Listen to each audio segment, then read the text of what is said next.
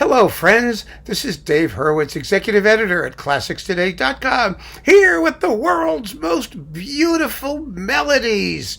I think this is like number 17, 16. I don't know. We're getting up there. But until now, we have not done Grieg. Now, how could we do a series of the world's most beautiful melodies and not talk about Grieg?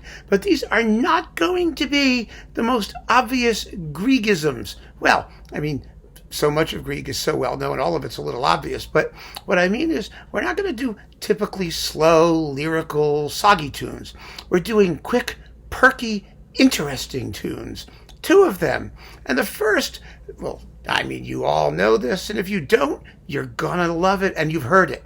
It's been used in commercials. It's all over the place. And it is In the Hall of the Mountain King, which is the fourth movement of the first Peer Gynt Suite.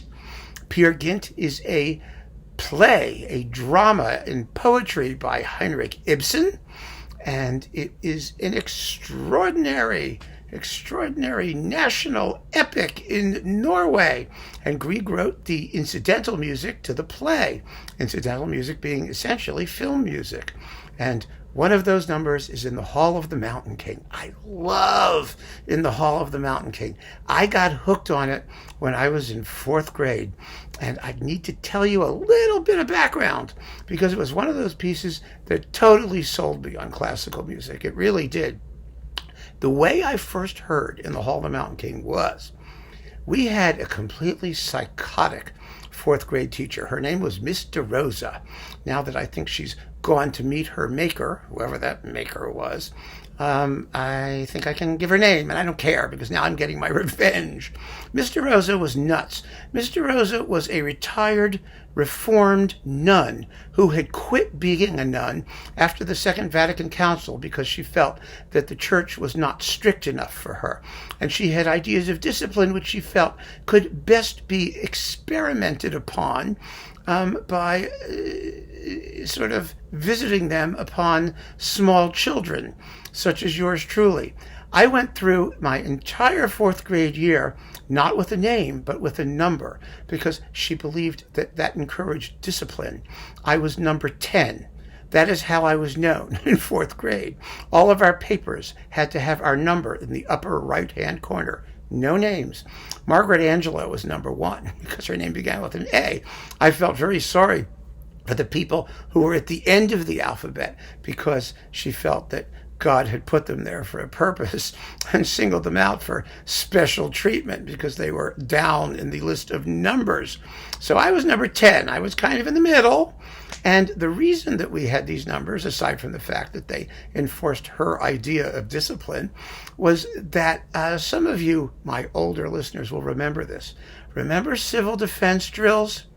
Civil defense drills were those things that were supposed to protect you when the Russians dropped nuclear bombs on us.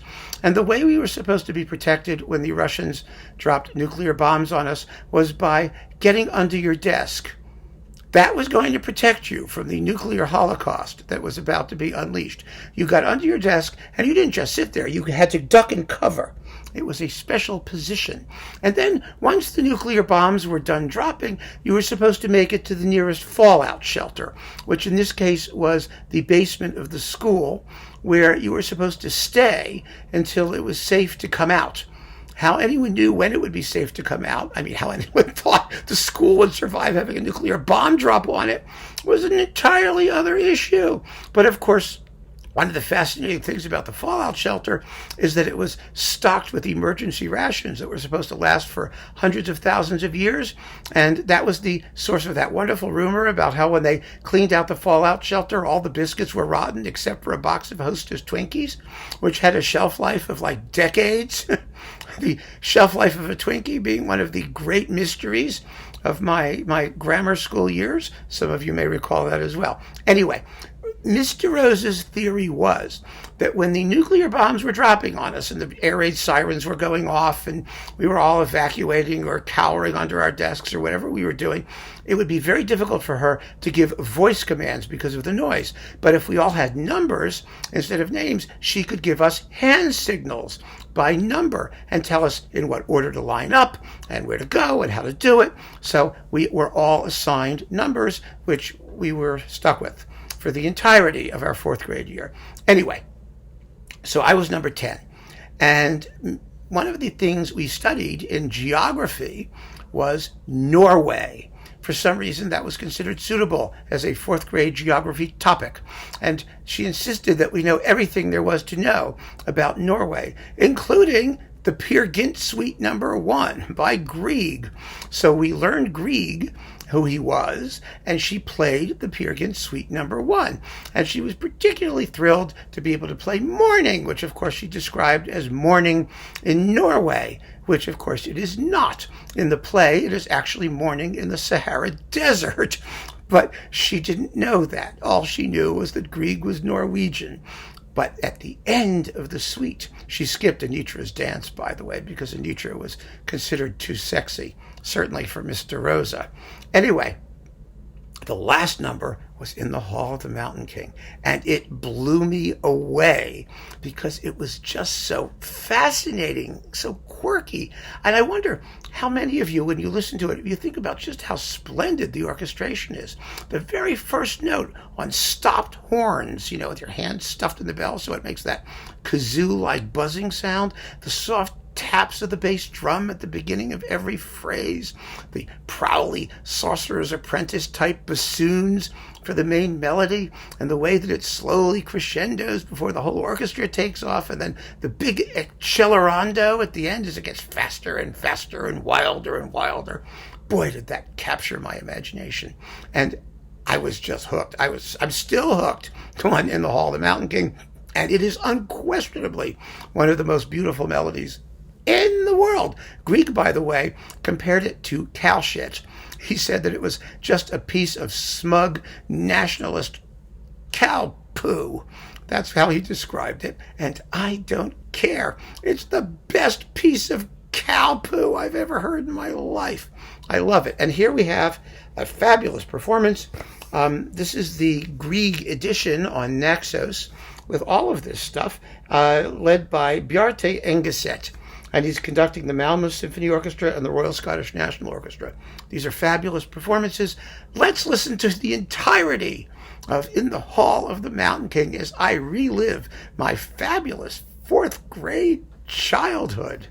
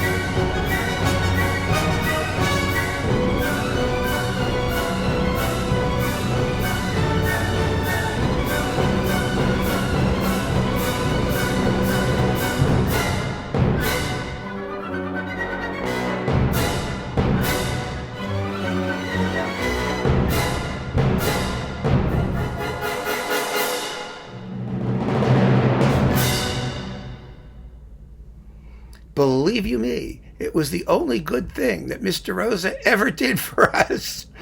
But I'm happy that she did. But I have a second item in this fantastic list of Grieg melodies, another quickie, and that's the Rigaudon, the final movement, the A section, from the Holberg Suite, the suite from Holberg's time, which is an amazingly wonderful faux Baroque, quasi-neoclassical, romantic, nationalist folk confection that was originally written for piano and which Grieg later arranged for string orchestra, which is the version we're going to hear. Here's another piece. It's quick, it's zippy, but it's so captivating and entrancing, and it just goes to show you that the world's most beautiful melodies don't have to be slow. They don't have to be all slow and lyrical. They can be quick and perky and rustic and full of rhythmic verve, and this certainly is. So let's listen to the Rigaudon, the outer section, that is, from the Holberg Suite.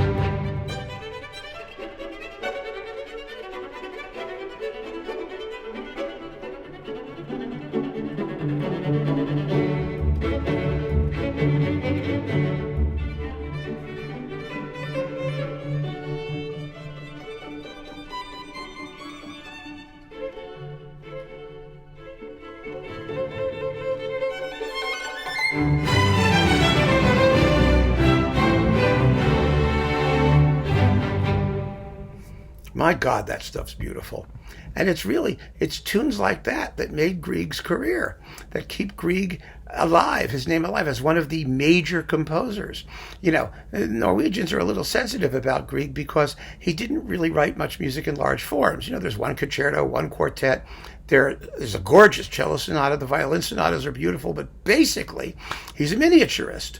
And people think that miniaturists are less interesting than maximalists, or whatever they are, because they don't write works in large forms. But the truth of the matter is, when you could write tunes the way Grieg wrote tunes, you don't have to write in large forms. Very similar to Chopin and other composers. Because the problem is, of course, is that posterity and musicology, as I've always said, has no idea how to handle melody. They don't know how to define it. They don't know how to define what makes good ones versus bad ones. And there's no way to explain why someone who could write absolutely fabulous tunes becomes famous and is considered great, while somebody who could write endless fugues and other big, long things could be a snooze fest and dull as can be, however academically correct or academically interesting it may be to describe their music. But Grieg was just one of those who had it. He had the talent, and he used it, and this music is fabulous. And nowhere more so than in his ability to write the world's most beautiful melodies, which are fast, which are quick, which have rhythm and virility. And I think that just makes them fabulous. So thank you for joining me for two of the world's most beautiful melodies by Edvard Grieg. Take care, folks.